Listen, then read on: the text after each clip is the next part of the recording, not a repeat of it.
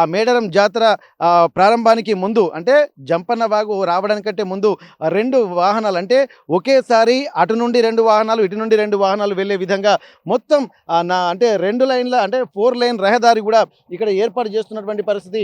ఇంతటి వాతావరణం గతంలో ఎప్పుడూ లేదు. కానీ పబ్లిక్ మాత్రం దినదిన ప్రవర్ధమానంగా ఎక్కువ సంఖ్యలో వస్తున్న నేపథ్యంలో ప్రస్తుతం మనం మేడారం ఆర్చ్ దగ్గర ఉంటున్నాము. ఇక్కడ పక్కన ఆర్చ్ దాటగానే జంపన్న వాగుతోటే మనకు ఇదంతా కనిపిస్తుంది.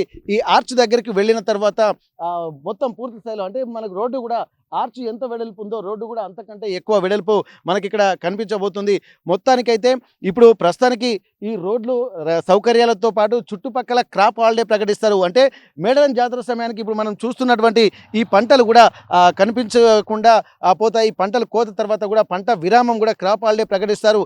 అంటే ఒక కారుకు పండే అటువంటి పంటల్ని కూడా రైతులకు ప్రభుత్వం చెల్లిస్తుంది.